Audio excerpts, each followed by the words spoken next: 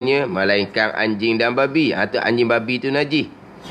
Sekalian juzuk bangkai najis. Itu benda yang najis. Kemudian bulu binatang yang dagingnya haram dimakan. Bulunya hukum najis. Cairan yang memabukkan hukumnya najis. Hak najis semua tu terbahagi atas 3 bahagi. Ada 3 bahagian najis. Pertama, najis mughallazah, nama. Pertamanya najis mughallazah. Najis mughallazah namanya. Mughallazah ni najis yang diberati pada hukum. Yang diberati pada hukum. Tu najis mughallazah. Maknanya diberati pada hukum. Nak menyucikan kembalinya, berat sikit lah nak banding dengan najis yang pertengahan, najis yang ringan mukhaffafah, dan najis yang pertengahan najis mutawassitah, iaitu najis mughallazah, segala juzuk anjing dan babi. Tidak kata anjing dan babi je, segala juzuk dia, sama ada bulu dia ke apa ke, sekalian juzuknya adalah najis mughallazah. Sekalian juzuk adalah najis mughallazah. Walaupun juzuk tidak ada darah mengalir sekalipun. Juzuk yang tidak ada darah mengalir. Bulu tidak ada darah yang mengalir. Sekalipun najis. Taring ke, tanduk ke, tidak ada darah yang mengalir. Hukumnya najis. Pandangan mazhab yang lain pula, hak najisnya hak ada darah mengalir. Adapun bulu ke hak tidak ada darah mengalir, dia ubah hukum tak najis. Hak kita mazhab Syafi'i, sekalian juzuk anjing dan babi, hukumnya adalah najis. Hak ni hak pandangan dalam mazhab Syafi'i kita.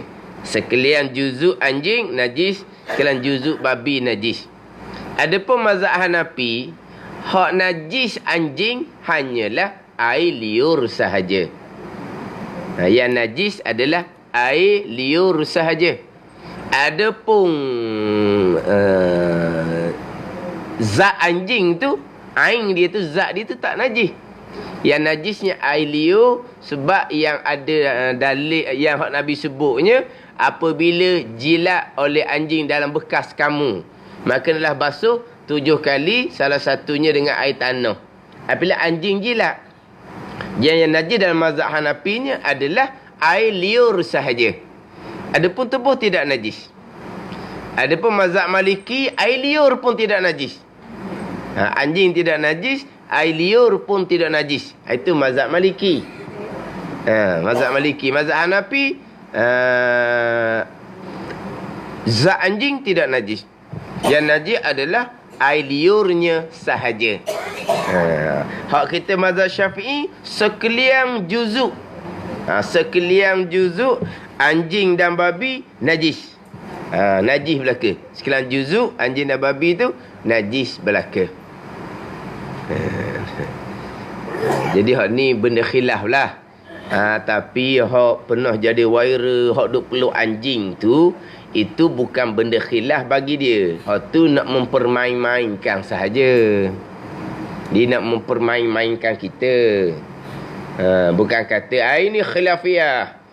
Orang hak buat perangai gitu tu, tengok tuan pun tuan hak tak ada agama, tak ada khilafiyah. Dia nak mencabar. Dia nak mencabar. Tu tujuan dia. Kita bukan nak bahas, biar dia nak peluk anjing pun. Benda pula bukan benda ijma' ulama'. Kita bukan masalah hukum, masalah sikap dia tu. Sikap dia. Apa keperluan dia buat seumpama? Tujuannya apa? Tujuannya apa?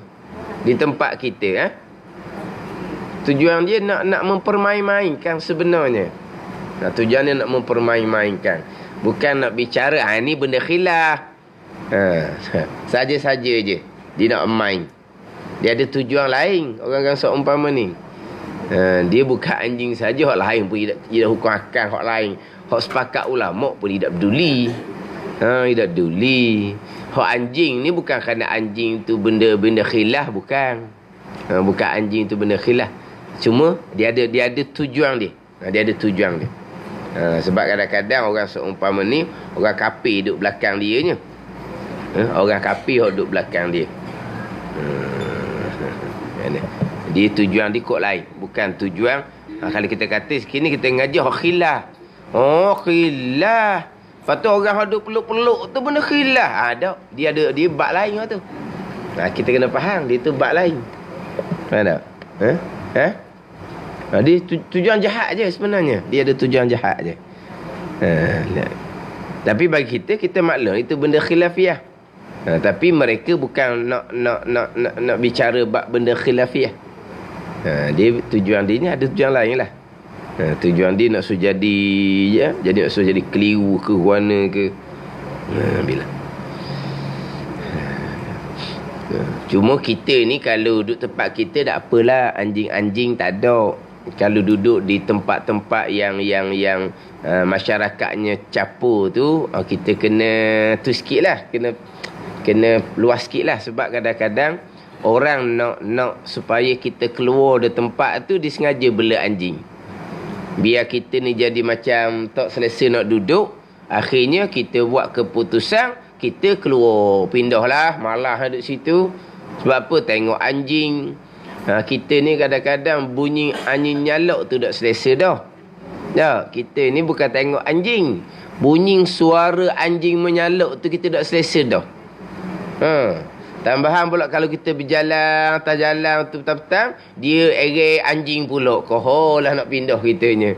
Tak boleh duduk sini, nak kena pindah. Tu tujuan dia. Tujuan dia. Dia nak suruh kita keluar dari tempat tu. Keluar kan dia masuk.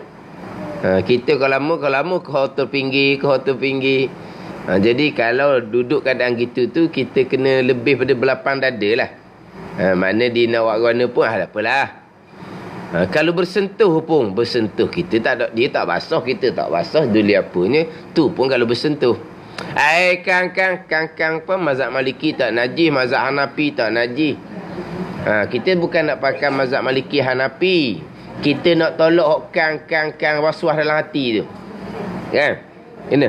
Kang, mai duk kang gitulah. Pakai atas sudut layang lah. Ada sudut kang lah. Maliki Hanafi tak najisnya. Tapi kita bukan pakai Maliki Hanafi. Cuma kita nak tolak hok hidup kacau, dia duduk main was-was di hati kita ni. Kang kena kang basah kang. Dia gitu. Pada doknya, dok mai kang. Ambil kemung lah. Kalau kena sungguh pun tak apa Maliki Hanafi.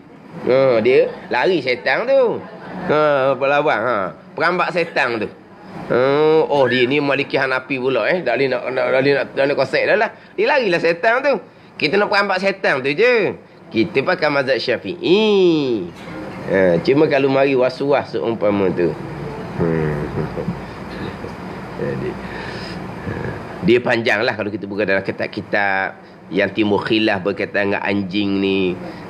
Jadi contohlah dalam satu riwayat Nabi SAW dijemput kepada satu rumah. Nabi terima jemputan tu. Kemudian ada rumah lain pula jemput Nabi juga, tapi Nabi tak terima jemputan dia. Nabi tidak terima jemputan. Maka ditanyalah bagi Nabi, kenapa satu rumah Nabi pergi, kenapa satu rumah Nabi tidak pergi. Nabi pun jawab, inna fi dari fulan kalbun. Sebab dalam rumah dia nak pergi tu ada anjing. Jadi Nabi tak menerima jemputan dia. Kemudian dikatakan bagi Nabi, inna fi dari fulan hiratan. Sesungguhnya pada rumah hak Nabi terima jemputan tu ada kucing. Hak tu Nabi pergi. Sekarang sahabat tanya Nabi, kenapa tidak pergi satu rumah, tidak terima jemputan. Nabi kata di rumah tu ada anjing. Lepas tu dikatakan bagi Nabi, hak rumah hak Nabi pergi tu ada kucing. Maka Nabi pun jawab, innal hirrata laisat binajisatin. Sesungguhnya kucing tidak najis. Nabi kata gitu. Tapi Nabi ada ayat bahawa anjing najis. Nabi ada ayat gitu. Nabi cuma kata Kucing tidak najis. Maka faham di situlah bahawa anjingnya najis. Kan? Ni. Nabi orang jemput Nabi. Satu rumah Nabi pergi, satu rumah Nabi tidak terima jemputan. Pelih tanya, Nabi kata rumah hak Nabi tak pergi tu ada anjing. Maka dikatakan bagi Nabi oleh sahabat, rumah hak Nabi pergi tu ada kucing. Nabi kata sesungguhnya kucing tidak najis. Lepas tu anjing Nabi tak kata najis. Gitu je. Tapi fahamnya gitu je lah. Ni dia timbul khilaf-khilaf ni. Timbul khilaf-khilaf. Kemudian hak basuh dengan air tanah sekali 7 kali tu, hak tu apabila jilat oleh anjing. Nabi sebut jilat je, bukan kena tubuh dia, bukan kena dak, jilat je. Lepas tu mazhab Nabi kata air liur saja yang najis, anggota lain tidak najis. Gitu. Kemudian mazhab Maliki pula air liur pun tidak najis. Tu Nabi suruh basuh 7 kali, salah satunya dengan air tanah. Kalau basuh, kalau najis tak payah 7 kali. Kalau najis biasa-biasa sudahlah basuhnya. Ni basuh pelik ni, tak sama dengan najis yang lain, tak sama dengan yang lain. Jadi siapa kena basuh 7 kali, air tanah sekali, ni bukan kis najis ni. Dah kis apa? Ta'abbudiyun. Pandangan mazhab Maliki. Makna Tuhan suruh hak gitu sudahlah.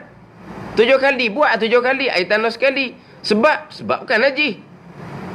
Dah kalau bukan najis apa 7 kali? Dah kalau najis kenapa nak 7 kali? Kalau najis biasa-biasa sudah lah. Kata mazhab Maliki pula. Jadi bukan najis. Air liur anjing bukan najis. Tapi dia wajibkan basuh 7 kali dengan air tanah sekali. Sebab apa? Tak suruh tanya sebab apa. Tapi bukan sebab najis. Kalau sebab najis tak payah 7 kali waktu Tuhan kata apa? Ta'abudiyung ni Tuhan suruh buat je dah lah. Tak sudah tanya-tanya. Tapi bukan sebab najis. Tu mazhab Maliki. Dah kalau najis, kenapa nak 7 kali? Biasa-biasa sudah lah najis. Tu bukan kerana najis. Kerana apa? Serah ke Tuhan kenapa. Kita hanya buat perintah je. Kalau kata anjing jilat, basuh 7 kali. 7 kali lah. Sebab apa? Ta'abudiyung dia panggil. Turut perintah je. Sebab najis, bukan kerana najis. Kalau najis tak perlu 7 kali. Tu mazhab Maliki. Dia gitu je lah. Bab pekah ni. Sebab tak ada bersentuh dengan perut anjing basuh 7 kali. Tak ada. Adanya apabila menjilat oleh anjing akan apabila menjilat pada bekas seseorang kamu oleh anjing. Barulah Nabi kata an yaghsilahu sab'a marra ulahun nabit turab. Tu. Basuh 7 kali. Yang pertamanya dengan air, dengan tanah. Tu je ada hadisnya. Tak ada kata bersentuh tubuh kena basuh 7 kali, tak ada. Ni dia timbul khilaf ulama ni. Ni timbul khilaf ulama.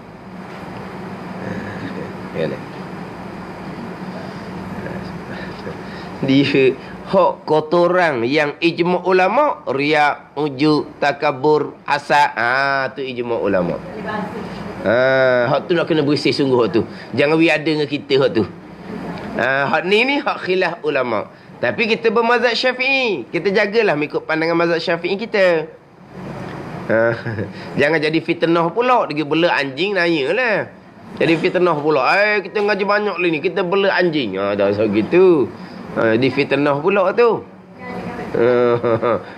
Lagi kena belak dia orang.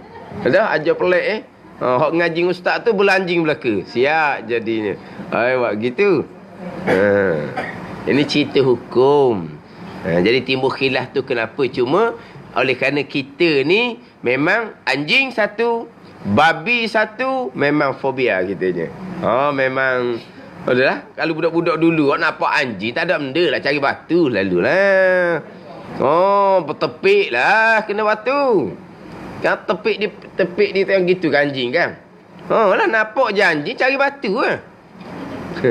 Ni. Memang tak boleh sangat. Kita orang Melayu ni. Tak boleh. Anjing. Kalau babi lagi berat. Anjing Tengok kata babi. Tengok babi tu kotor. Haji tengok tak kartun budak-budak. Oh, muka babi tu. Ada kartun budak-budak tu kan. Kenapa macam muka babi je? Oh, kena-kena muka babi. Kalau kartun budak-budak.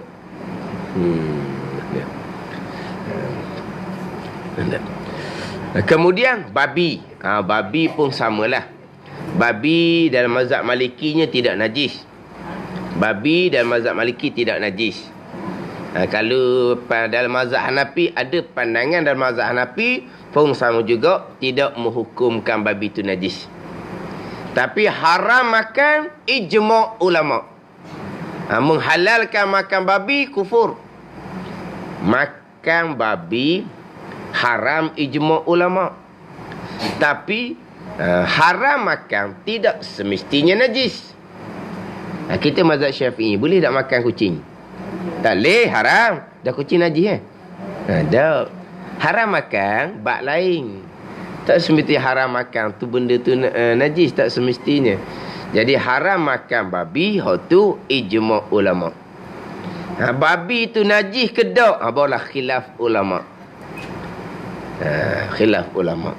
Kemudian dalil berkaitan dengan babi ni najis, dalil tu tidak berapa wadih sangat lah, tak berapa nyata sangat, tak berapa terang sangat.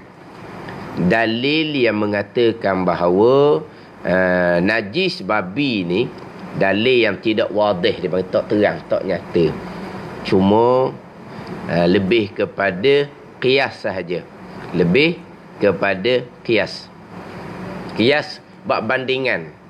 Kalau anjing tu najis, babi lebih buruk daripada anjing. Lebihlah najisnya. Hari kat tu je. Dia panggil qiyas aulawiyah. Makis lebih tinggi daripada makis alais. Dikiaskan atas anjing. Anjing najis dalam mazhab Syafi'i. Babi lebih buruk daripada anjing lagi. Maka kalau anjing kurang sikit daripada babi hukum najis, maka babi lagilah najis. Ni qiyas dia panggil. Dalil terang-terang hak babi ni najis tidak ada. Faham tak? Dalil yang wadih, yang nyata, yang terang bahawa babi tu najis tak nyata, tak terang. Jadi dipakai qiyas sahaja. Adapun hak ayat fa innahu rijsun tu, jadi dalam ayat ni hak haram dimakan adalah maitah, bangkai, au daman maspuha, ataupun darah yang mengalir, au lahma khinzirin, ataupun haram makan adalah daging babi. Fa innahu rijsun, au lahma khinzirin. Kenapa? Fa innahu rijsun. Jadi kerana bahawasanya nya tu kembali pada mana? Rijsun ni kotor, najis. Ni. Dan kita nak ambil ilmu sikit.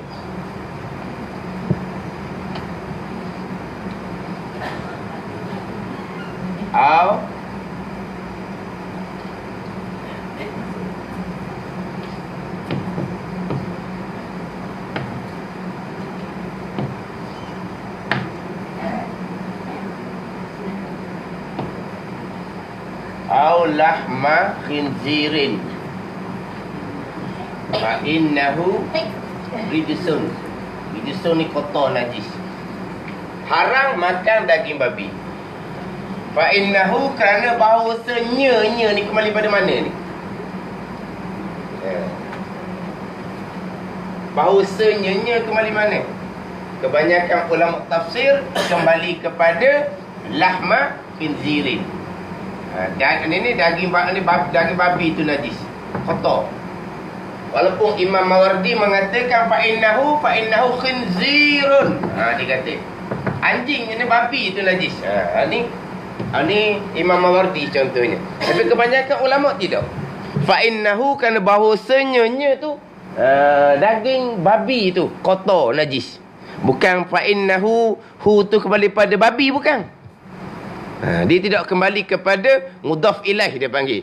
Dia kembali kepada kebanyakan ulama, kembali kepada mudhaf, kembali kepada lahma khinzir.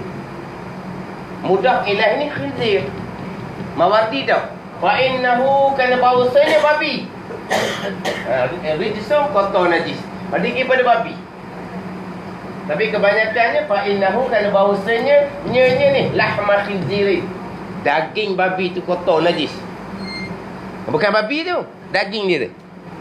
Jadi ayat tu tidak boleh, ulama tak pakai, tidak digunakan sebagai dalil bahawa babi tu najis. Ulama ambil qiyas juga. Qiyas tak adalah kalau anjing tu najis, babi lebih buruk daripada anjing, babi pun najis jugalah. Qiyas. Lepas tu dia panggil dalil yang tidak wadih, dalil yang tidak terang. Dan Quran sebut, ni haram makan, ijma' ulama. Betul lah, au lahman khinzirin. Nah, daging babi tu haram makan, ijma' ulama. Kenapa? Fa innahu, kerana bahawasanya tu kembali kepada daging babi. Rijsun kotor. Bukan fa innahu, kerana bahawasanya nya tu khinzir, babi. Ada. Tapi Imam Mawardi, fa innahu dia kembali kepada khinzir. Tapi kebanyakan ulama tidak. Fa innahu, kerana bahawasanya daging babi tu kotor. Kan ada kumang, ada apa semua kan. Dah bawa penyakit macam-macam kan. Orang makan babi tu kalau bicara bab kesihatan, tak comel belaka tu. Orang kafir pun tahu tak comel. Dah nak dia sedap kot. Orang tahu kot sedap. Jangan ada orang salah makan, dia salah makan kena hak babi. Daging apa sedap dia kata. Babi, bunyi babi mutuh lalu. Dia salah makan, dia salah makan. Dia salah ambil. Dia makan sedap je. Lepas tanya, daging ke apa sedap Dia ingat ke rusa ke kijang ke mana kita tahu dah. Dia tanya orang, mau ambil hak mana? Ambil hak itu. Tu bukan hak kita tu. Hak tu hak dia tu. Hak kita alik ning. Hak tu hak dak semelih. Lepas tu hak babi. Bunyi babi mutuh lalu kawan tu. Sani sedap. Sani sedap. Dah salah. Dia mari lambat. Tempat kerja dia tu royak dah. Hak ning tu orang Islam. Hak ni hak non-Muslim, hak bukan Islam. Tapi dah dia mari lambat. Dia mari tu kau pakai jembu ambil. Orang tak peduli ke dia, tak perasan ke dia. Dia ambil halik ni. Kena boleh. Sedap-sedap punya kata babi mutuh. Ada apa tu? Bukan disengaja. Sebab apa? Sebab haram makan babi. Bagus kitanya. Haram makan babi. Tapi riba makan, rasuah makan. Haram juga. Jenis tak biasa je. Dan biasa buang kali komo juga. Tak. Jenis tak biasa. Jadi tak boleh nak makan lah. Dah tadilah makan riba dia makan, rasuah dia makan. Haram juga. Orang dia bulan puasa, dia tak puasa dia makan. Lepas tu makan. Kita makan, pergi kita makan kedai orang Melayu, nak makan kedai orang Cina. Pula. Apa orang makan kedai orang Cina? Kedai Cina tak boleh makan lah orang Cina ni. Buat pasal mana tak tahu, tak boleh makan. Kedai Cina tak boleh makan. Makan sehari Ramadan boleh. Makan kedai Cina tak boleh. Tapi makan siang hari bulan Ramadan boleh. Tak apa. Kan boleh. Ya dia makan kedai orang Islam, kedai orang Melayu dia kata. Jadi hak dalil babi najis adalah qiyas. Qiyas aulawiyah. Qiyas sahaja. Bukan dalil terang dalam Al-Quran, tidak. Bukan dalil terang dalam hadis Nabi, tidak. Hanya qiyas saja. Hak kata fa innahu, kerana bahawasanya rijsun kotor ni je. Nya tu bukan kembali kepada khinzir babi, kembali kepada lahma khinzir. Daging itu kotor. Kalau orang kata daging tu kotor, bisa bahaya betul sungguhlah. Tapi fa innahu kerana bahawasanya daging dia. Bukan fa innahu kerana bahawasanya nya khinzir. Bukan. Lahma khinzir. Nya tu. Maka ni tak boleh didalil lah bahawa kata babi tu najis. Tak boleh pakai lah. Tak boleh pakai ayat ni sebagai dalil. Walaupun Imam Mawardi fa innahu, kerana bahasanya nya tu kembali kepada khinzir, kembali pada babi. Kerana babi najis. Kali tu nampaklah zat babi tu najis. Kalau fa innahu, kerana bahasanya nya tu kembali pada khinzir, kembali pada mudhaf ilaih. Tapi kebanyakan ulama tafsir fa innahu bukan kembali pada mudhaf ilaih, kembali pada mudhaf, kembali kepada lahma. Ini lahma khinzir. Daging babi ni kotor. Kita daging babi ada kumang ni. Kumang ni dikatakan tak akan mati walaupun apa ni? Walaupun gelegok, air gelegok. Dia punya kepanasan dia setara mana pun, dia punya kumang dia tak mati. Orang ceritalah. Ke mana? Daging tu. Bukan kata fa'innahu, kerana bahawasanya babi. Babi najis. Barulah hukum babi, zat babi tu najis. Ada. Fa'innahu adalah lahma khinzir. Daging tu kotor. Bukan babi tu. Jadi ulama biasa tak pakai ayat ni sebagai dalil babi najis. Dia pakai kias sahaja. Mazhab Maliki tidak najis, babi tidak najis. Dan pandangan dalam mazhab Hanafi pun babi tidak najis. Yang babi najis ni mazhab Syafi'i, mazhab Hambali. Anjing, babi sama je. Hukumnya adalah najis. Gitu je lah. Nah, ke mana? Sebab kadang-kadang takut mai was-was. Pergi kebun apa semua, tengok bekas babi kubang. Mulalah susah sekali. Nak kerja pun susah. Dah. Tempat babi kubang. Masa budak-budak dulu, anjing lah. Gi masuk kapur sawit. Haji masuk kapur sawit. Haji. Tak ada sini anak peneroka. Tak tahu. Dia kalau kat kapur sawit ni tempat kubang dia lah. Tapi bukan semua tempat dia kubang. Ada tempat dia kubang tu. Jadi kadang-kadang takutlah nak kalau ada buah kapur sawit jatuh, kena pergi tempat tu nak kosek dah lahnya. Walah tempat tu kering dah. Dan tempat tu kemungkinan hujan dah. Dah hujan, dah air tu lebih daripada air tanah dah jadinya. Air tanah di tempat kubang tak boleh pakai sebab najis mughallazah. Dan air tanah daripada tanah lain, jadi sucilah tempat tu.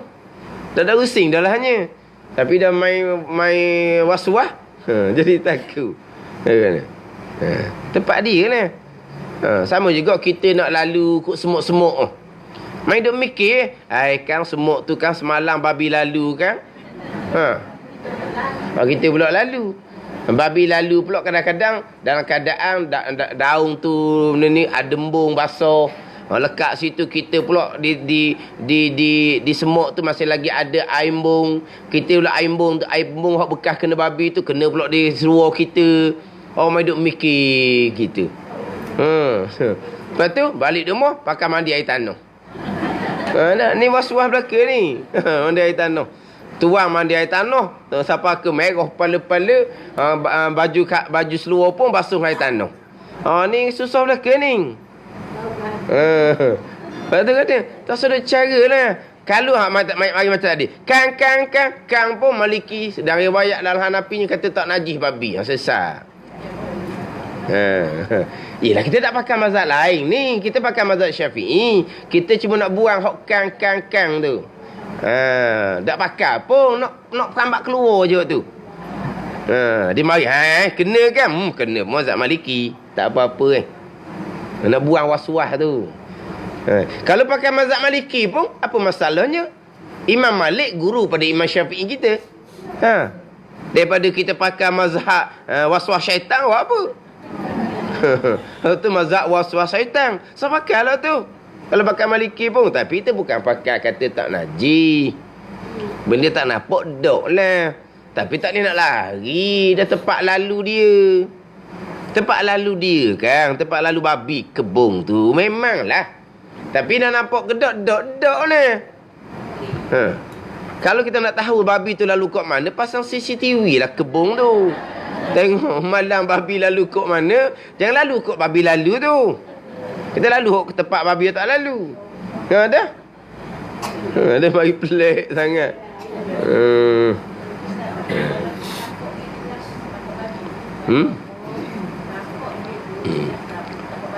Dah tapak babi. Kalau di kebun, dah hujan kan? Tapak dah tapak pun tak ada, dah selesai, dah suci dah.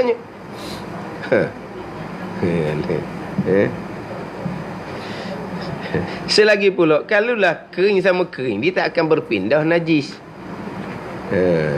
Dah tapak pun, kita bukan jalan kaki ayam. Kita pakai lipat, pakai kasut, apa masalahnya? Tapak tu pun kering, tapak lipat kita pun kering, tapak kasut kita pun kering, apa masalahnya? Nak cari belaka tu. Dah kalau musim hujan, sudah suci dengan air hujan. Kita cerita bukan musim hujan. Kalau musim hujan, sebut dah sana kan, kalau hujan, air sudah bertanah, hukumnya suci dah tempat tu. Nak ke mana lagi? Lagi ke mana nak lagi? Kalau musim panas, kering sama kering. Kalau musim hujan, dah hujan, suci dah tempat tu. Apa lagi nak pergi? Hak kita usingnya, hak bukan musim hujan. Tapi semuk tu basah kerana embung. Tapi kita tak nampak lalu kat tu. Sedar lah. Itu tapak ada, tapak hak lama tu Boleh pergi belakang waktu tak sudut mikir tu. Tak sudut jalan bola tengok selu ni. Ni. Jalan macam takut kena perakak tau. Jalan takut kena perakak kan. Selu. Berapa nak cari ni? Kat mana tapak babi? Dia ita. Tak payah lah. Tak payah. Nak buang was-was tu. Kita bukan nak pasal-pasal kita nak ambil mazhab lain, bukan. Ada.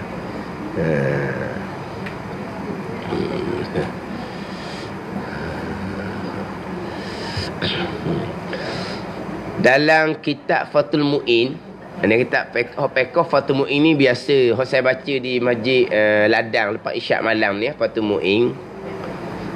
Kalau pondok kitab Fathul Mu'in ni memang mesti ada lah, kita kata kitab Fathul Mu'in ni Pekoh Arab.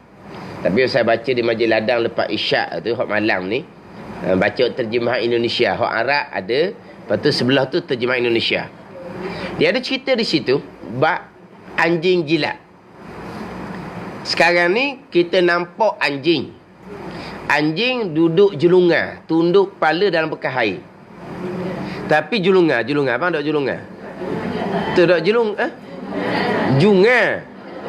Bukan julungan. Junga je. Junga. Macam budak junga tu lah. Budak junga tikat tau. Bukan julungan ni. Masa junga, masa pendek je dah. Betul? Tak ada julungan. Junga lah. Kalau kita kata junga ni budak tau. Budak junga tikat. Ada. Jadi kita nampak anjing tu junga, duk tunduk Kita mai ikut belakang. Nampak dok ni lidah ataupun muncung anjing sentuh air. Tak nampak, kita mai ikut belakang. Kita mai ikut belakang, kita pun jerekoh, dia pun lari. Kita nampak juga di mulut dia macam basah je. Tapi nampak dok dia punya lidah ataupun muncung dia kena air, tak nampak. Air tu hukum tak najis, tu pekoh. Tu je. Lepas tu saat ni nampak macam basah. Mulut anjing basah semua. Memang duk ledek ni. Duk jelai semua tu kan. Duk jelai semua. Memang dia jadi basah semua. Sekarang ni nampak duk mucung dia tu kena air tu. Ada. Tak najis Satu pekoh. Ada. Itu yang kita Fathul Mu'in. Maknanya sekarang kita nampak anjing tunduk ke dalam bekas air, tapi kita tak nampak anjing tu lidah dia ataupun muncung dia tu kena air, tak nampak. Cuma lepas dia bangkit je nampak basah dia punya mulut, tak kira tu. Lagi tak nampak, air tu hukumnya suci. Lepas dia tu dia datangkan satu perenggan pula. Qala Malikun wa Daud. Berkata Imam Malik dan Daud Zahiri bahawasanya anjing hukumnya suci. Dia ikut tu. Qala Malikun wa Daud, berkata Imam Malik dan Daud Zahiri bahawa anjing hukumnya suci. Kitab ni comel ni bukan kata mazhab Maliki anjing tu suci tak najis. Sebab takut mari di kita. Oi, tak boleh dah lah. Walaupun tak nampak bersentuh dengan air pun. Dah ditunduk tu buat apa? Betul. Ditunduk memang dia nak minum air. Tapi kita nampak tak dia punya mucung dia kena air. Tak nampak. Tak najis air tu. Bekas tu tak najis. Air tu kekal mutlak suci lagi menyucikan.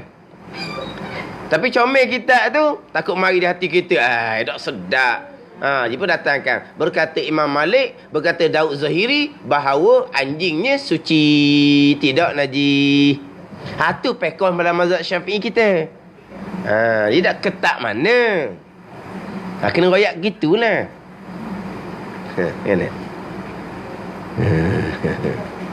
Kan?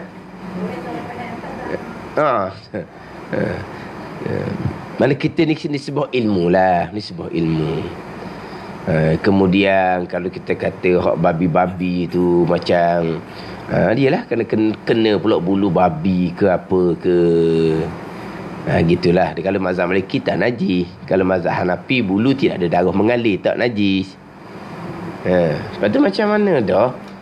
Kalau nak kira kita nak basuh air tanah, beratlah kitanya contohnya. Gitulah. Kalau macam mana ni?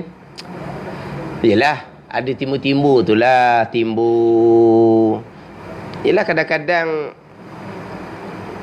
dia ada bangsa ni dia kau lama kau jadi biadab.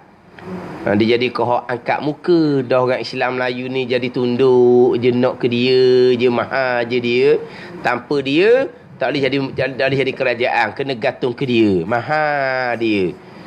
Kita pun duk tunduk ke dia, akhirnya dia pun jadi biadab. Jadi kurang ajar. Ni orang bangsa lain, agama lain.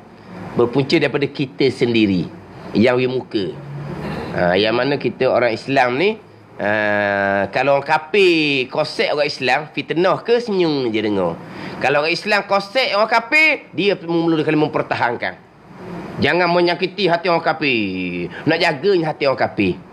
Tapi kalau orang kafir tu pula kata pada orang Islam, senyap supi hak sananya. Ni manusia sekarang. Orang kafir boleh kata orang Islam mudah-mudah. Dia tak ada apa-apa. Tapi kalau orang Islam kosek je orang kafir, melenting lalunya. Siapa ni orang kafir ke? Orang kafir tak payah melenting. Orang kafir senyap je. Dia punya jong dia tu. Orang panggil apa? Barwa dia tu. Biar tu sudahlah. Hak tu kan bela. Ni tu kan bela ni. Jong dia orang ni tau. Barwa dia. Dia tak payah dah. Sebab apa? Orang Islam diri, orang Melayu diri yang ambil tugas mempertahankan orang kafir. Ni sekarang. Jadi kadang-kadang jadi biadab. Hak timbul kata gi pasar raya, bubuh anjing dalam troli. Lepas tu tak tahu troli mana. Dia kalau ke pekoh kita, tak tahu troli mana, ada benda-benda lah. Tak ada benda-benda lah. Tapi pasar raya ni dia bukan ke hukum sangat. Dia ke takut pelanggan jadi was-was. Dia pun kutip habis troli berpuluh-puluh tu, dijemput orang masjid supaya basuh dengan air tanah. Hukumnya tak bayar. Tapi pasar raya ni dia panggil apa ni? Dia nak jaga dia punya pelanggan dia. Tu bab lain sebenarnya. Nampak macam hukum ni Allah lah siapa ke satu troli asal. Anjing tu dia letak habis semua troli di pasar raya berpuluh-puluh. Siapa ratus kena bahasa nampak menyusahkan. Dia bukan sebenarnya. Itu dia panggil apa tu? Untuk dijaga hati pelanggan dia. Takut pelanggan mikir, kan troli ni kan, serung aku nak mari sini. Tu je sebenarnya. Mana dia buat gitu tu kerana perniagaan dia. Kerana perniagaan dia. Dari segi hukum dah tahu lah. Sesat lah. Dari segi hukum. Tapi kalau benda tu viral dah, di pasar raya tu ada hok biadab ni bubuh anjing di dalam tu.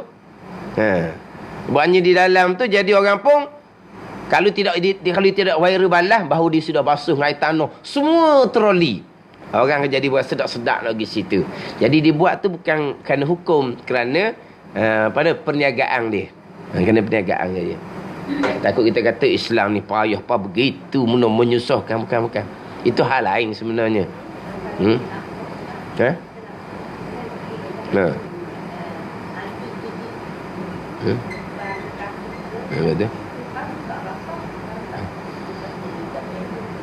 Dah mulut memang basah lah. Mulut basah. Mulut dia sekarang ni mulut memang basah.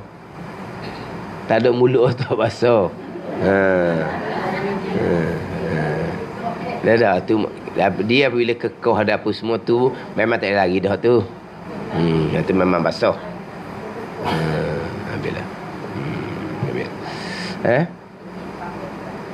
Apa sipangnya basuh lah.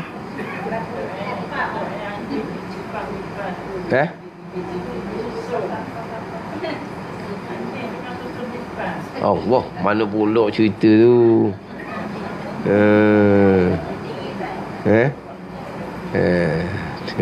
Habislah. Samuk. Kita kenali basuh najis mughalazah dengan samuk. Dia samuk ni bukan basuh najis mughalazah. Samuk ni kulit bangkai. Sertu. Tetapi kalau kita kenali basuh najis mughalazah, bahasa Melayu kita kata samuk, okey je. Kalau bahasa kita kenali basuh najis mughalazah tu samuk juga, tak ada salah-salah pun. Dia dabrung ni samuk adalah kulit bangkai. Adapun basuh najis mughalazah bukan panggil samuk, itu basuh najis lah. Panggilnya basuh najis. Tu panggil dia. Tapi kita kenali dengan samuk. Hak samuk sebenar kulit bangkai tak kenal. Samuk sebenar adalah kulit bangkai. Jadi samuk sebenar kulit bangkai ni kita tak kenal. Hak tu samuk kulit bangkai. Tambahan kita learning pula kulit bangkai apa? Kulit hak suci, hak semulih. Masa raya korban tu pun ada duli pun. Tu suci sebab semulih, bukan kulit bangkai. Tu suci. Jadi kulit bangkai kita tak tahu kulit bangkai ni hak lembu kena langgar di kereta tu. Hak lembu mapuh tu. Kulitnya bangkai. Boleh tak nak pakai kulit? Boleh. Buang kulit dia, maka samuk kulit dia. Tu samuk. Maka kulit tu dihukumkan suci. Dia gitu. Hak tu samuk kulit bangkai. Tapi kita kenali samuk dengan basuh najis mughalazah. Okey je lah. Itu atas panggilan masing-masing lah. Tapi sekarang ni dia jadi masyhurkan dengan sertu. Tak ada sertu. Basuh najis mughalazah dia panggil sertu. Dia tak panggil samuk. Tapi kalau kita masih lagi panggil dengan samuk pun tak ada masalah.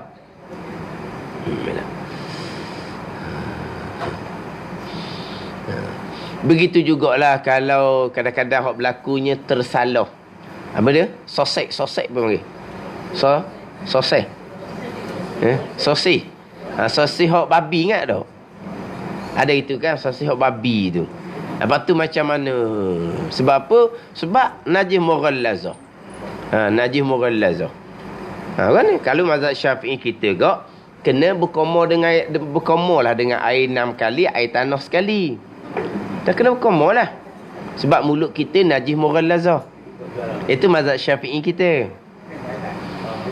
Jangan pula kita kata ni yalah kita mana kita berlapang dada bukan tidak terima pandangan lain. Tetapi jangan kita mempermain-mainkan, memperolok-olokkan pekoh mazhab Syafi'i kita. Kalau kita nak ceritalah pandangan lain, dah oleh kerana dah termakan dah sosik babi tu dah lama dah, tak apalah pakai mazhab lain yang kata tak najis. Boleh, tak ada masalah. Tapi yang kita mempermainkan pekoh mazhab Syafi'i. Kalau pekoh mazhab Syafi'i macam mana? Awak kena basuhlah mulut awak tu dengan bahu berkomor 6 kali, dengan air tanah sekali 7 kali. Itu pekoh Syafi'i. Jangan pula direka. Dia kata pekoh Syafi'i ni, dia kata bukan berkomor sahaja, bahkan telang supaya suci tekak dia retek. Itu puduh orang panggil. Ni jahat kadang-kadang manusia ni. Minum dia kata. Ni bohong belaka ni. Dia nak puduh. Bila orang marah, khilaf, berlapang dada. Kita daripada awal dah kita berlapang dada benda khilaf. Dia tu yang memperolok-olokkan pekoh mazhab Syafi'i. Ini orang ada masalah belaka ni. Jiwa dia ada masalah sebenarnya. Kita boleh cerita dalam masalah. Dah macam lama dah ni. Saya makan seminggu dah ni. Kalau kira saya ni najis ni, macam mana solat saya? Kena main-main semula lah. Kalau pakai Syafi'i kita dah dengan najis, mulut kita najis. Faham tak? Allah, kalau seminggu tak apa, kalau sebulan ke mana misalnya. Kita boleh cerita lah, tak apalah. Hak tersalah makan, syarak tak ambil kira. Syarak tak ambil salah tu. Hak bak tersalah makan, syarak tak ambil salah. Situ tak ambil dosa. Hak kita timbul kisnya lagi ni, macam mana mulut kita tu. Sebab kita makan benda yang najis mughallazah. Mazhab Syafi'i kena berkomor lah. 7 kali dengan air tanah sekali. Berkomor. Tidak ada suruh telang. Tidak ada suruh telang. Taklah kata nak kena nak telang. Biar tekok pun dia tersamuk retek. Perut pun samuk. Lepas tu ada pula kata kena tukar darah. Kena cuci darah. Tu cuma nak bohong belaka tu. Tu nak bohong belaka. Faham tak? Kita dalam bab suci najis adalah di anggota zahir sahaja. Anggota zahir sahaja. Dalam tengkok ni anggota batin. Sebab kalau kita pergi kepada syarat sah sembahyang, suci najis pada anggota zahir badan, pakaian dan tempat. Suci najis pada anggota zahir badan, pakaian dan tempat. Anggota zahir badan, tekuk perut ni anggota batin. Hak tu tak kiraan hak tu. Syarat tak usah cara hak tu.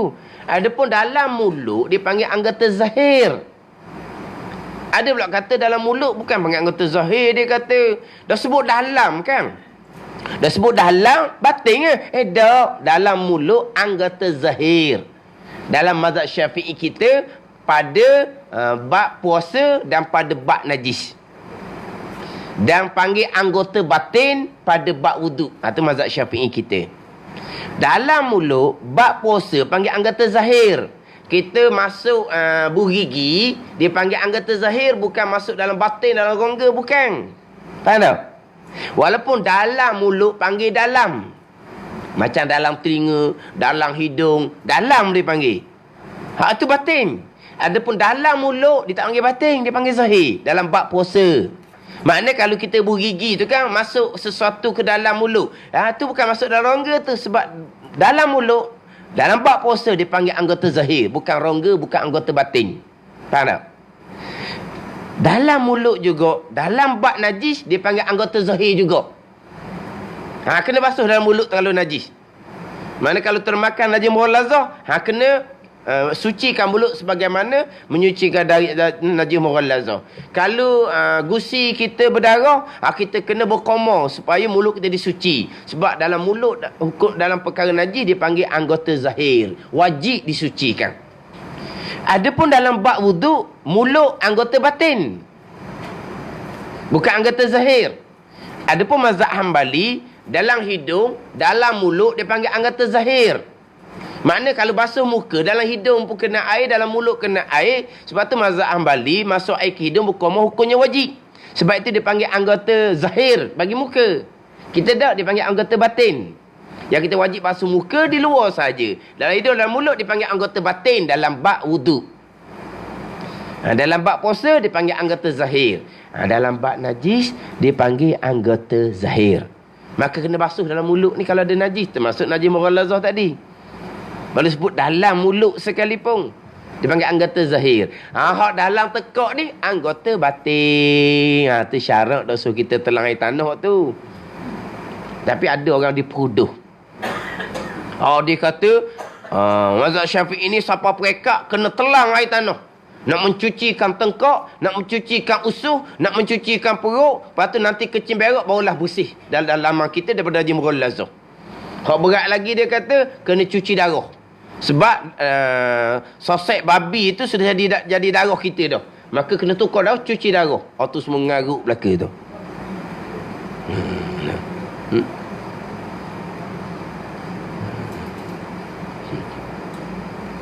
Ada.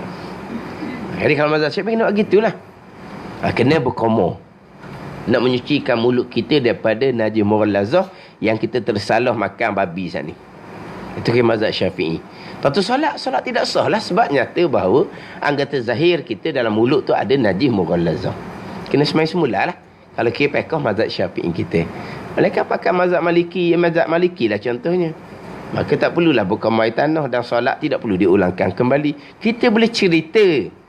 Dan bila berlaku secara umum seumpama tu, jadi melibatkan ramai orang, jadi nampak sukar sikit, payah sikit, kita pun ceritalah.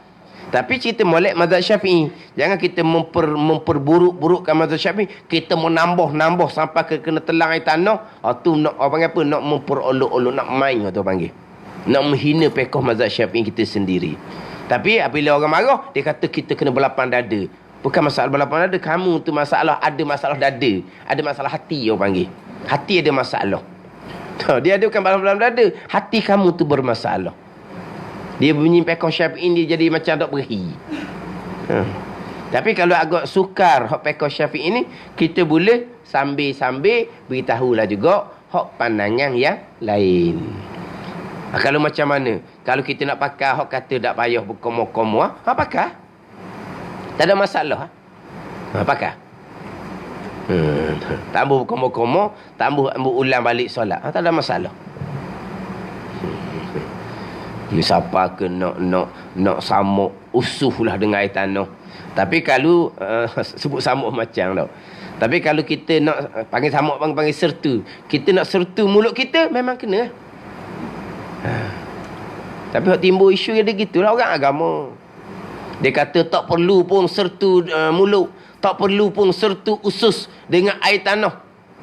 Kenapa tak perlu? Mulut memang wajib sertu dengan air tanah kalau pekoh Syafi'i kita. Usus dalam perut tak ada kena-ngena tu anggota batin. Jadi kalau hak benda gini pun tak faham pekoh Syafi'i macam mana, hak ni jadi mencelarukan masyarakat ni. Orang agama yang mencelarukan masyarakat. Tak perlu sertu mulut dan tak perlu sertu usus. Sertu usus memang tak ada. Tapi kalau sertu mulut dalam mazhab Syafi'i kita wajib. Kenapa tak perlunya? Malaikat kita nak pakai pandang kata tak najis. Terpulang cerita molek. Cerita molek ada masalah tu. Itu panggil berlapang dada. Cerita mazhab Syafi'i molek. Itu pun sambil cerita pandangan yang lain.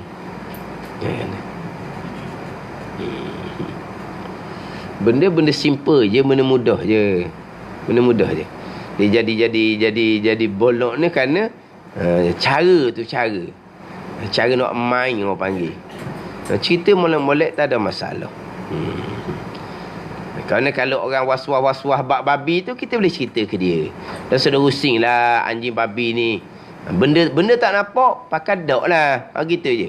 Tak nampak, pakai dok. Kalau mari rasa rusing di hati, tak apalah. Kalau babi ni, anjing babi mazhab Maliki tak najis-najis pun. Gitu je.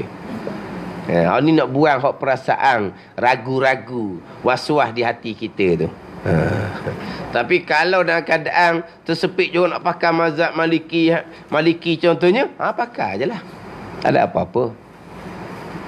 Kan? Tapi kita mazhab Syafi'i, mazhab Hambali, anjing ke, babi ke, najis. Najis mughallazah. Kan?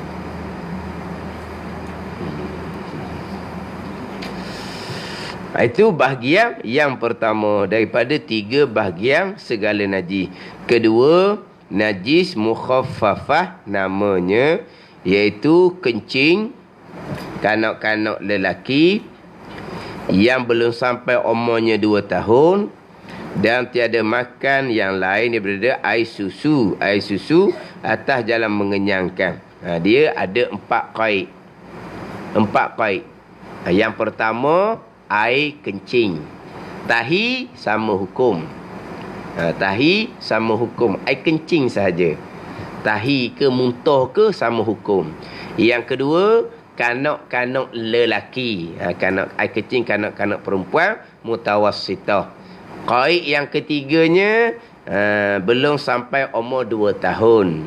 Qaid yang keempatnya, tidak makan selain disusu ibu atas jalan mengenyangkan. Dia ada 4 qaid. Hak najis mukhaffafah, cukup 4 qaid ni, najis mukhaffafah lah. Air kencing, tahi muntah sama.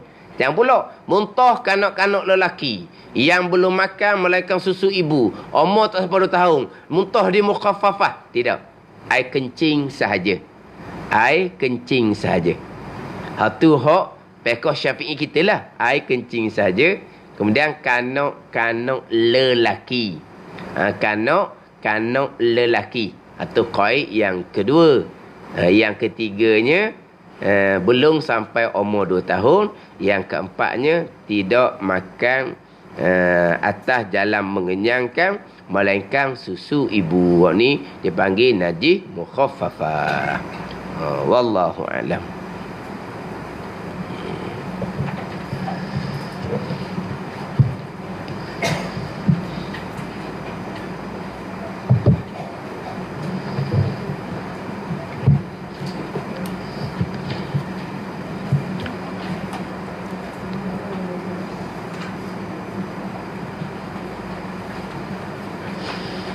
Ini kita 20 sifat hati. Muka surat 2 baris yang ketiga daripada bawah. Muka surat 2 baris yang ketiga daripada bawah.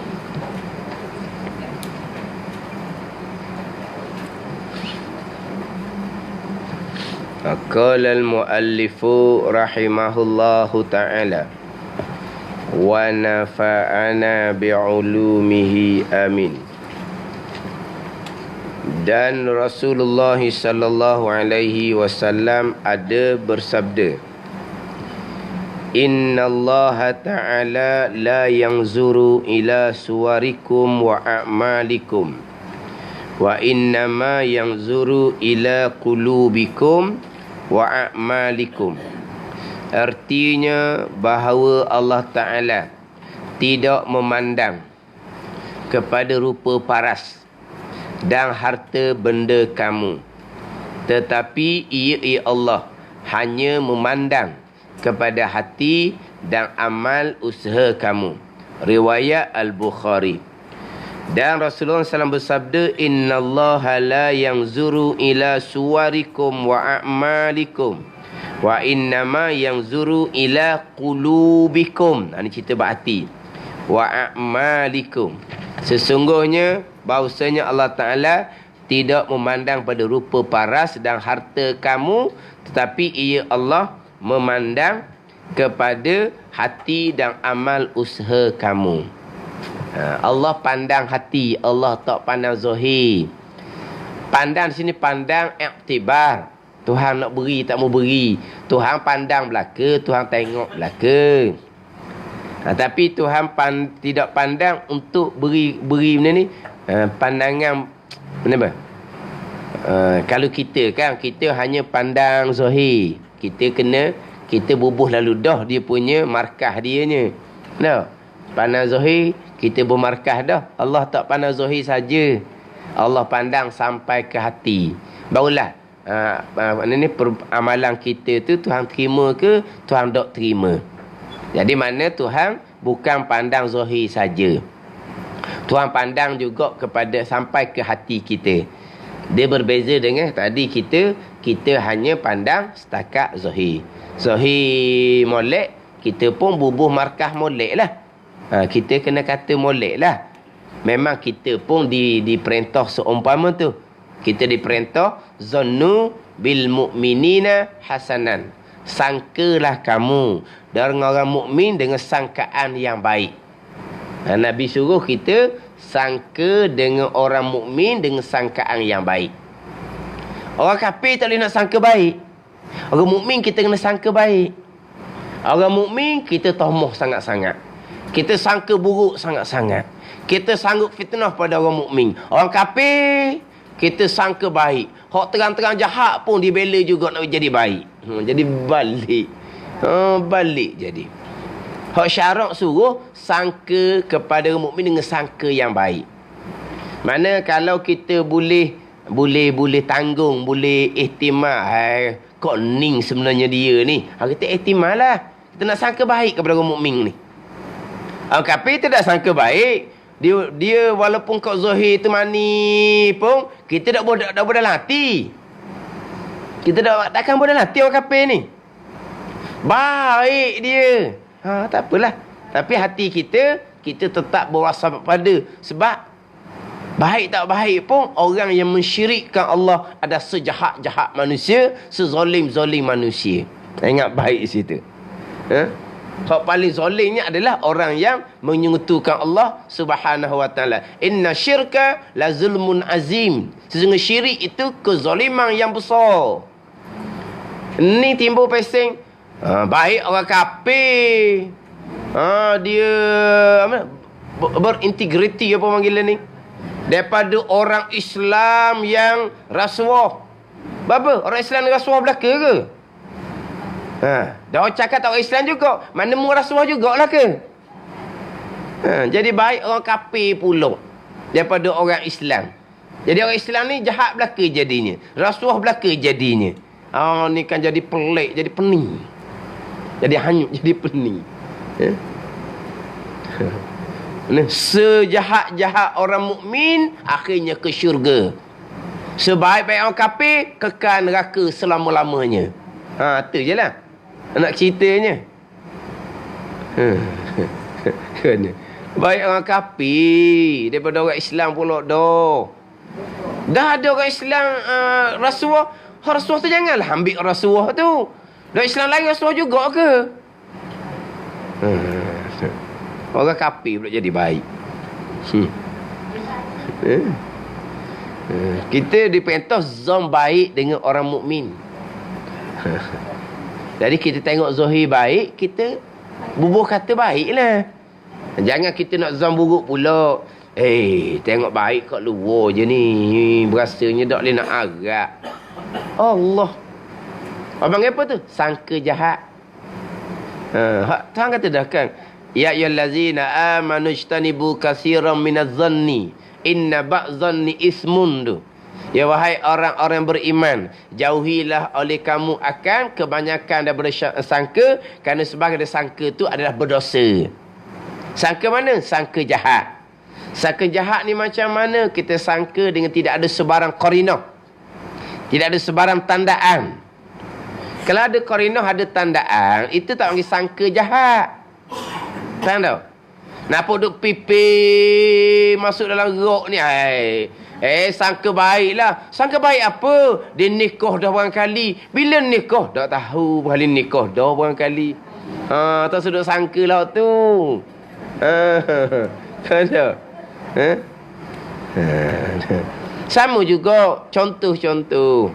Kalau kita dengar budak tu menangis sakit, menangis pelik itu, kita tak tahu apa yang berlaku dalam rumah dia, tapi kita boleh kenal. Budak menangis ni, menangis perangai, menangis PA faham tak? Menangis PA. Perangai budak. PA lah. Dia menangis dengan mengamuk lah kita kata, dengan tepik, dengan apa, dia ngamuknya. Dengan menangis sakit lain bunyi. Kesama je.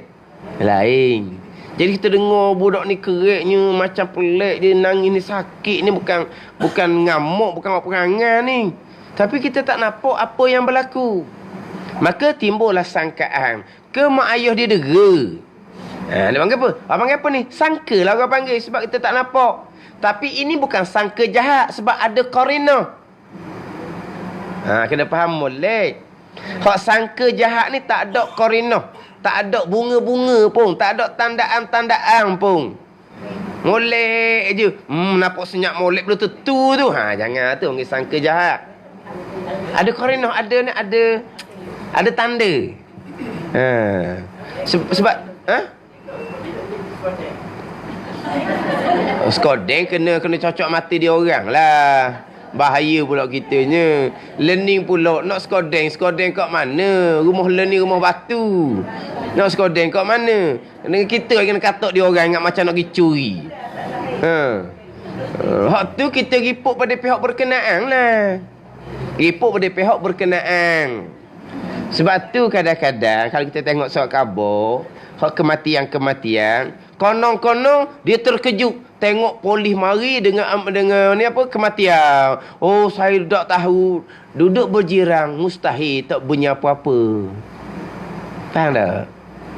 Tambahan pula hak lepas daripada tu dia khabar pula wayak ada kesan cedera lama lah apa semua. Bukan baru kena dera. Maknanya kalau jiran dia kata dia tak tahu, bukan. Dia tengok pula rumah papang je, bukan rumah batu hot tak bunyi apa satu. Rumah kampung je, rumah papang je. Mana mungkin tak dengar apa satu. Kalau kita ni apa? Malah cara orang. Tak mau cara tepikan orang. Jangan. Memang kita kena ambil tahu. Tapi kita tak berani, kita report pada pihak berkenaan lah. Dah. Tak boleh nak campur tangan sendiri. Tengok tu orang tu pun macam something dah.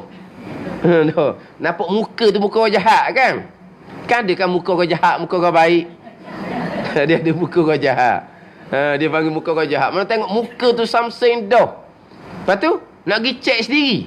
Penyakit. Cari orang berkenaan lah. Lepas tu kata makna terkejut tu pelik. Sebab mesti bunyi. Mesti bunyi. Cuma tadilah sudah sangka-sangka lah. Dengar ke budak tu nangis pasal mana. Itu bukan sangka jahat. Itu tanggungjawab kita. Kita kena ambil tahu. Benda yang berlaku dalam masyarakat, kita kena ambil tahu.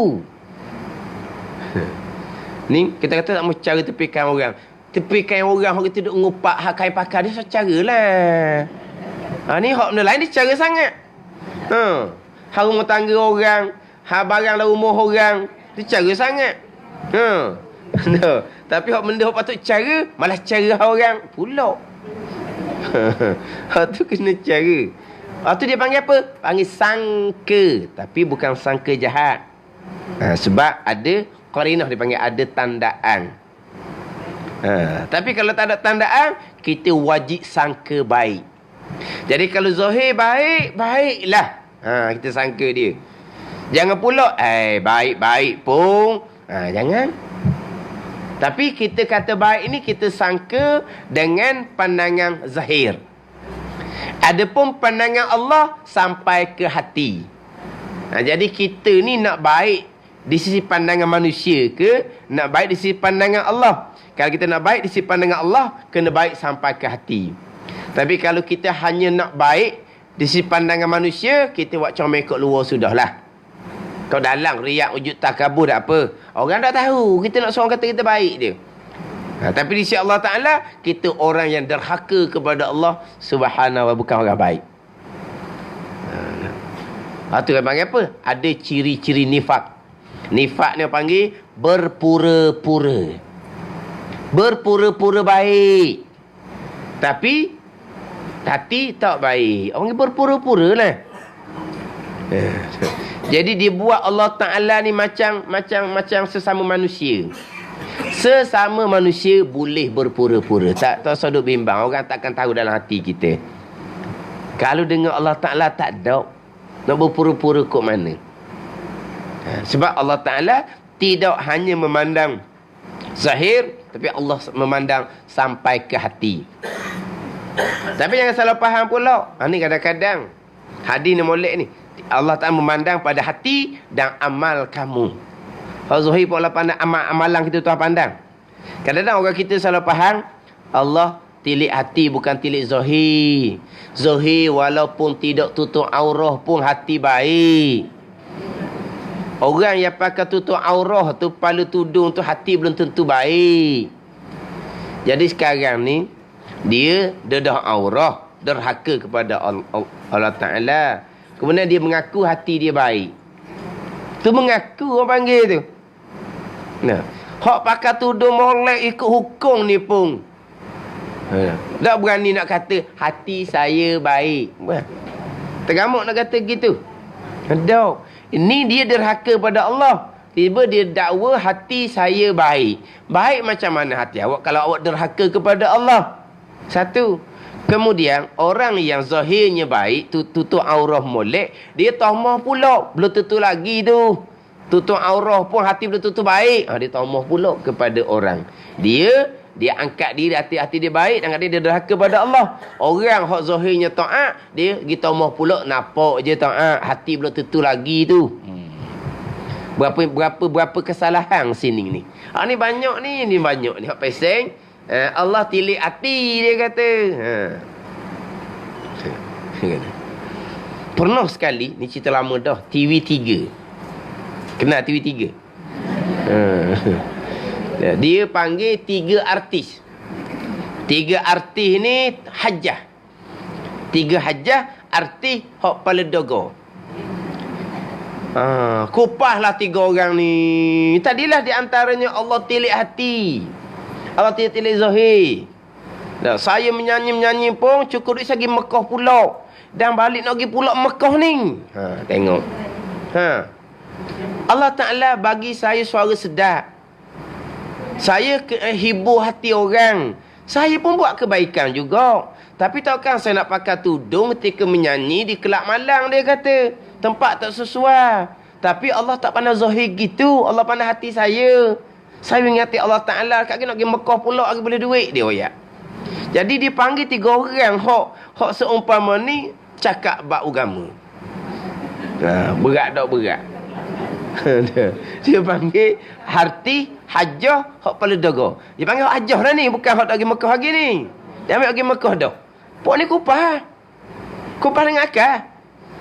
Hak ayat popularnya Allah pandang hati tak pandang zahir. Kata boleh tahan dia buat program. Ya kan? Ada satu kisah tu. Dia artis ni kan. Kalau dia buat gapa-gapa kan jadi orang ambil perhatian kan. Dia pakai tudung molek-molek. Pakai tudung. Mana berkahwin pakai tudung, lama pakai tudung, bercerai buka tudung. Bercerai buka tudung. Wartawan tanyalah, kenapa buka tudung? Saya terdahulu saya pakai tudung, tapi hati saya tak baik. Sekarang ni saya nak baikkan hati dulu, baru saya nak pakai tudung semula. Dah nak kata kan, dia pakai tudung lama dah, bertahun-tahun boleh anak siapa mau kahwin tu. Kemudian lepas dia bercerai, dia buka tudung. Jadi wartawan tanya, dia kata saya pakai tudung hari tu, lama-lama pakai tudung tu, hati saya tak baik juga, dia kata. Lepas tu macam mana sekarang? Buka tudung dulu, baiki hati comel, baru pakai tudung semula. Ni karuk belaka ni. Kalulah masa pakai tudung tu hati tak baik, hak pakai tudung tu baik dah. Hak hati tak baik tu kesalahan lain. Baikilah hati tu. Yang jadi nak pergi buka kepala untuk baiki hati tu kat mana pula? Sekarang ni pakai tudung baik perintah agama. Hati saya tak baik tu salah bab hati, bukan salah bab tudung. Jadi baiki hati lah. Jangan kosek tudung tu hukum agama. Jadi dia buka tudung dulu nak baiki hati, hati molek semula, barulah nak pakai tudung. Oh. Kan ni. Dipakai tak dipakai, Allah tilik hati, tidak tilik zahir. Allah tidak tilik zahir saja. Allah Ta'ala tilik sampai ke hati masing-masing. Ini bicara bab hati. Benda hak dalam masing-masing. Hak ni kita kata hak nampak jelas. Dia dah aurah. Tiba-tiba dia bicara bab hati. Kita nampak jelas karuk. Jadi macam mana dengan orang yang hanya bicara hati, bicara rohani hati dalam mang ni, tapi akidah tidak cara. Bab fiqh hukum zahir dia tak belajar tak apa pun, tak sama. Hak sani terang-terang, aurah tak tutup. Tiba-tiba dia bicara hati, kita nampak dia karuk. Jadi macam mana orang yang bicara hati, akidah tak bercara, pekoh solat dia tak bercara, tapi dia semayang adat je. Tapi dia cara berhati je. Mana? Bukan sama je dengan hak tadi. Hak tadi nyata, kepala tak tudung, tapi bicara berhati. Samalah hak ni, akidah tak bercara, pekoh solat tak bercara, hak dia caranya hati. Tak sama tu. Dia berat lagi tak tahunya. Akidah tak betul. Lepas tu cerita bab ikhlas hati. Hubungan hati dengan Allah. Akidah macam mana? Kemah dak akidah? Tak. Cerita bab tasawuf je. Akidah tak cerita? Berat daripada hak sana lagi. Hak pala dogo dicerita bab hati. Tapi kalau pala dak tudung cerita bab hati kita nampak jelas. Hak ni pun jelas juga. Macam mana nak bicara bab hati kalau akidah kita tidak pedulikan? Macam mana kita nak bicara hati kalau bab syarat zahir kita buat lebih kurang je? Macam mana? Pekoh solat. Solat tiang agama. Kita nak bicara bab hati, comel pekoh solat tu tiang agama tu. Kemudian kita comel pekoh tiang agama solat, kita comel sampai ke hati. Bicara bab hati. Ya. Ada dia. Kalau kita kata orang yang aurah tak tutup tapi cakap bab hati, mana tengah Tuhan pun tak taat, cakap bab hati, dah sama juga. Orang tak cara bab akidah lagi besar kederhakaan kepada Allah Subhanahu Wa Taala. Orang tak cara mana bab semayang bang. Kadang-kadang dia kata pula, dang semayang pandai. Tengok. Bisa dengar tak orang cakap gitu? Bila semayang pandai. Orang cakap gini, orang ni jahil ilmu fardhain solat. Kalau orang tu ada ilmu fardhain solat, dia tak akan cakap gitu. Tak semestinya orang solat tu pandai. Contoh, Khalad bin Rafi', orang Badawi, solat depan Nabi 3 kali. Sampai kesudah Nabi kata, kamu belum sembahyang. 3 kali dia solat dekat dengan Nabi. Nabi kata, irji' fasalli fa innaka lam tusalli. Kembali kamu belum sembahyang. Tengok. Sembahyang, tapi Nabi kita belum sembahyang. Kenapa? Sembahyang tidak semestinya pandai. Nak pandai sembahyang kena belajar fiqh molek. Jadi kalau orang buat mudah-mudah hukum pekoh semayang ni, dia kata Allah semayang pandai tu dah boleh semayang kau, atau orang jahil hak ilmu fardhain pekoh salat. Walaupun hak kata gitu orang agama sekalipun, ustaz sekalipun ada. Payah apa semayang, jak budak lagi boleh semayang pandai. Ada orang jahil fardhain pekoh. Lepas tu dia cara apa? Cara berhati je. Lebih berat daripada orang hak kepala dogo, hak ngaku hati baik. Nak baiki hati dulu, baru nak tudung kepala semula. Berat duduk tu lagi. Tapi waktu nyata, hak ni pun nyata juga. Macam mana kita nak bicara bab kesucian hati kalau akidah kita tidak bicarakan? Kalau hak hukum fiqh zahir kita tidak bicarakan? Nak bicara bab hati pula, bukan cerita bab hati hak nak suci daripada sifat-sifat mazmumah ni. Nak cerita hati nak rapat dengan Tuhan. Tu lagi lah. Nak cerita hati rapat dengan Tuhan, kerana fardhain pun tak beres. Fardhain pun tak belajar. Kan? Kadang-kadang cerita bab hati sama je. Berat ni lagi daripada hak artis tak ni. Sebab apa? Sebab kita kena sempurnakan akidah, sempurnakan amal zahir kita, sempurnakan sampai ke hati, sebab Allah tilik sampai ke hati. Bagi pada bab hati. Tapi biasanya orang duk cerita-cerita bab hati ni bukan hati hak fardhain. Hak sifat riak, ujud takabur, hak tu sakit dengar. Riak, Allah kena atas kepala kita. Takabur, Allah atas kepala kita juga. Hasad, atas kepala kita juga. Sakit bunyi. Belajar bab fiqh solat pun banyak benda tak tahu. Belajar bab akidah pun banyak benda tak tahu. Memang sakit. Lepas tu dia belajar apa? Belajar cerita hak rohani, hubungan hati dengan Allah. Maqam. Cerita tinggi-tinggi. Cerita tinggi. Hak tu sedap. Sebab apa? Cerita hak orang. Cerita orang maqam tinggi. Kita pun perasan macam kita retek. Lepas tu tengok orang ngekor mata je. Kau belajar tasawuf tinggi, kau sombong. Orang ni tak pakai belaka dah. Tak ada maqam dengan Tuhan. Dia je ada maqam. Tengok. Awal-awal karut. Tapi sedap ngaji gitu. Sebab apa? Cerita orang lebih-lebih. Tapi kalau ngaji fardhain, semuanya salah atas kita belaka. Kena baiki kita belaka. Tak sedap dengar lah. Tak glamour. Belajar apa? Belajar 420. 420. Belajar apa? Belajar bab najis mughallazah. Allah. Najis mughallazah belajar. Tak tahu lagi anjing babi najis. Saat ni najis mughallazah saat ni. Balik cerita kau orang, senyum dia orang.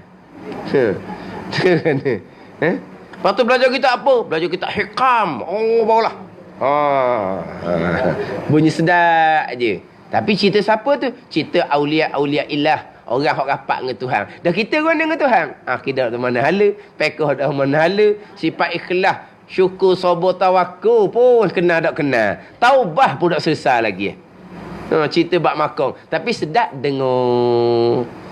Orang ngajar pun glamour, orang tukang dengar pun tupang glamour retek. Yalah glamour.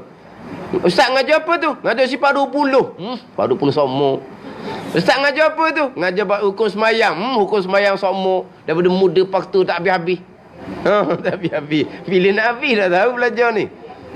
Kalau mengajar tinggi-tinggi kan, orang mengajar pun tupang glamour, orang mengaji pun tupang glamour. Akhirnya lupa akan kedudukan diri. Tak ada apa satu. Tertipu lama kitanya. Kan? Belajar pada ilmu molek. Ni, ni bab perhatian hati ni, nak cerita bab hati. Mana kita bukan hanya nak comel pekoh. Tapi nak comel sampai ke hati sebab Allah tilik sampai ke hati kita. Berikut diterangkan 10 sifat hati yang terkeji untuk dijauhi dan 10 sifat hati yang terpuji untuk dihiasi hati dengan dia. Semoga kita beroleh kebahagiaan dunia dan akhirat. Dia pun ceritalah 10 sifat mazmumah dan disusuli dengan 10 sifat yang terpuji, sifat mahmudah. Yang pertama didatangkan sifat takabur, membesar diri. Wallahu a'lam. Bismillahirrahmanirrahim. Alhamdulillahirabbil alamin.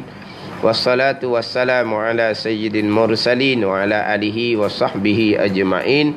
Allahumma aftah alaina futuhal arifin. Allahumma allimna ilma akdamin wa fahimna famas sabiqin warzuqna riqat talibin. Allahumma zidna ilman wa alhiqna bis salihin. Wa sallallahu ala sayyidina Muhammadin wa ala alihi wa sahbihi wa sallam. Walhamdulillahirabbil alamin.